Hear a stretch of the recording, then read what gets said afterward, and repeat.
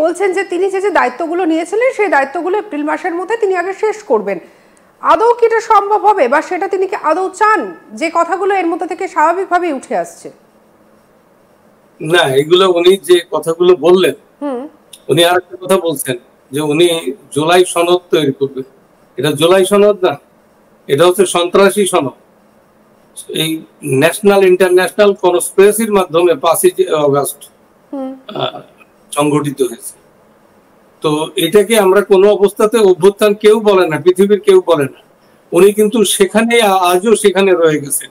তো জুলাই ঘোষণা বিএনপি সহ রাজনৈতিক দলগুলো নিচ্ছে না, সেনাবাহিনী নিচ্ছে না, কেউ নিচ্ছে না, কিন্তু উনি ওইটাকে কিন্তু রেখে দিচ্ছে। ওনার ভাষণের ভিতরে জুলাই সনদ এটা আছে।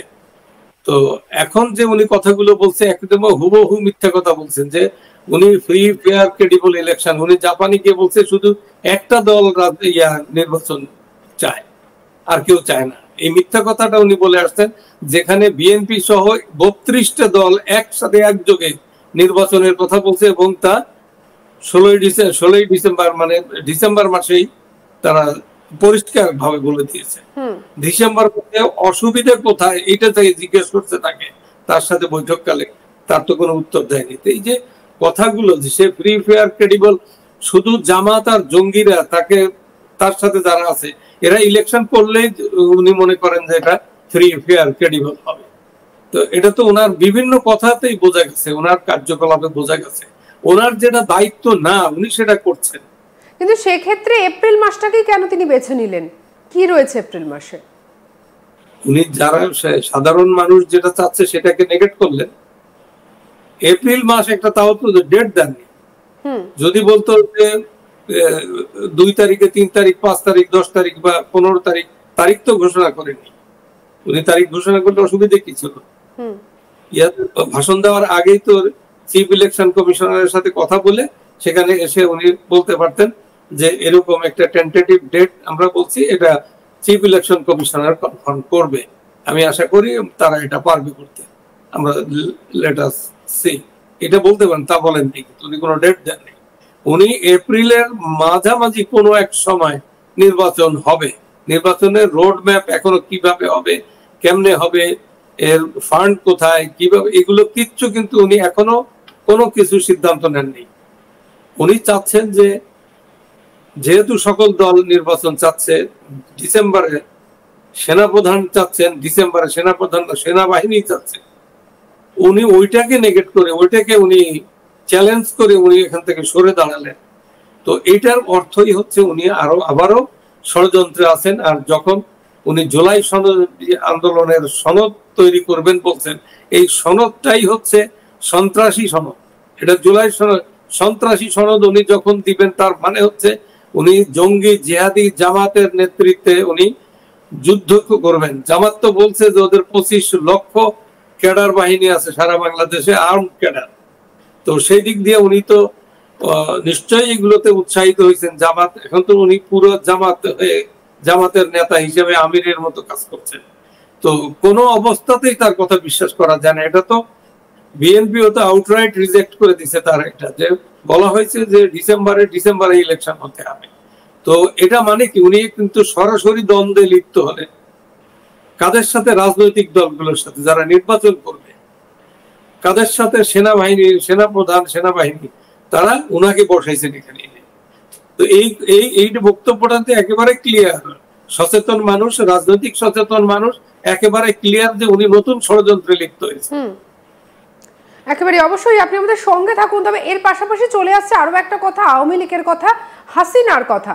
এই ভোট আওয়ামী লীগের জন্য ঠিক কতটা কার্যকর হবে, কিংবা কতটা ফলপ্রসূ হবে, কতটা সুবিধার হবে, সেই নিয়ে করব আমাদের পরবর্তী আলোচনা। এপ্রিল মাসের প্রথমার্ধে ইতিমধ্যেই ভোটের ঘোষণা করে দিয়েছে বাংলাদেশ, এবং ইউনূসের এই ঘোষণার পরে এবার প্রশ্ন উঠতে শুরু করেছে। অন্যান্য রাজনৈতিক দলগুলো দীর্ঘদিন ধরেই চাইছিল যে বাংলাদেশের জাতীয় নির্বাচন হোক। তো বিএনপি চাচ্ছিল, তাদের একটা স্ট্যান্ড ছিল, এবং আমরা সেনাপ্রধানকেও দেখেছি তারও একটা স্ট্যান্ড ছিল, এবং এরা প্রত্যেককেই বলছিলেন যে ডিসেম্বর মাসে ভোট হোক। যদিও ইউনূস বলেছেন যে না, ডিসেম্বরে নয়, এপ্রিলে হবে, কারণ তার আরো খানিকটা সময় দরকার তিনি যে দায়িত্বগুলো নিয়েছিলেন সেই দায়িত্বগুলো পালনের ক্ষেত্রে। তো সে তো গেল ভালো কথা, কিন্তু এবারে বিষয়টা হচ্ছে, তাহলে হাসিনার বাংলাদেশে ফিরে আসার পথ কি আদৌ মসৃণ হলো, বা কতটা মসৃণ হলো আওয়ামী লীগের জন্য, কতটা সহজতর হলো এই নির্বাচন? আমাদের সঙ্গে রয়েছেন আলোচনায় বাংলাদেশি বিখ্যাত সাংবাদিক শরীফ শাহাবুদ্দিন। স্যার, আপনাকে আরো একবার স্বাগত জানাই আজ তাক বাংলায়। তো এই যে নির্বাচন আওয়ামী লীগের জন্য কতটা ভালো বা কতটা সুষ্ঠুকর হতে চলেছে পুরো বিষয়টা? এই নির্বাচন না, শুধু তাদের প্রতিটি স্টেপ, এই সরকারের, অবৈধ সরকারের প্রতিটি স্টেপ আওয়ামী লীগের পক্ষে যাচ্ছে। আওয়ামী লীগের সিম্প্যাথি গ্রো করছে। সাধারণ মানুষ বুঝতে পারছে যে আওয়ামী লীগের প্রয়োজনীয়তা এই দেশের জন্য, স্বাধীনতার জন্য, সাধারণ মানুষের একটা শান্তি শৃঙ্খলা বজায় রাখার জন্য, একটা শান্তি সুখের সুন্দর বাংলাদেশের জন্য আওয়ামী লীগের এবং বিশেষ করে শেখ হাসিনার নেতৃত্ব কতটা প্রয়োজন, এই নেশনকে সঠিক অর্থে শেখ হাসিনা এই নেতৃত্ব দিতে পেরেছে। শেখ হাসিনার মতো একজন নেতা নেই। আমাদের নারীরা তাদের অধিকার হারিয়ে ফেলল, নারীরা নির্যাতনের শিকার হলো, নারীদের কোনো অধিকার নেই। আপনি দেখছেন যে কি অবস্থা বাংলাদেশের নারীদের। একজন শেখ হাসিনা নেই, বাংলাদেশে এক্সপোর্ট ইম্পোর্ট সব, ইকোনমি সব ধ্বংস হয়ে গেছে। বাংলাদেশের যে জিডিপি বলতে তো এটা কিছুই নেই। আগে শেখ হাসিনার সময় তো সর্বনিম্ন ধরা হয়েছিল 6 এখন 3-এর নিচে নেমে গেছে। তারপরে ল অ্যান্ড অর্ডার সিচুয়েশন, যে অবস্থা, মানুষের প্রপার্টি, জীবন এবং প্রপার্টির কোনো নিরাপত্তা নাই, জীবনের নিশ্চয়তা নাই, যার জন্য সব সময় প্রতিনিয়ত মানুষ কিন্তু আওয়ামী লীগের কথা ভাবছে যে আওয়ামী লীগ যে একটা সুন্দর সমাজ তৈরি করে রেখেছিল, সুন্দর পরিবেশ ছিল, কারো কোনো দুঃখ ছিল না, না খাওয়া ছিল না, দ্রব্যমূল্যের তেমন সেই ঊর্ধ্বগতি ছিল না, সবকিছুই ক্রয় ক্ষমতার ভিতরে ছিল।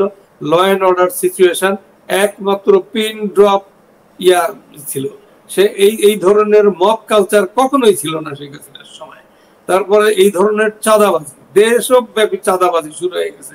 এখন সাধারণ মানুষ যাদের একটু পয়সা কড়ি আছে তাদের কাছে গিয়ে বলছে, তোমার বিরুদ্ধে কেস দিতেছি, তোমাকে নন বেলেবল ওয়ারেন্ট হয়ে যাবে, তুমি জেলখানে থাকবা, পৌঁছবা, আমাদেরকে টাকা দাও। এই অবস্থা এখনো চলছে।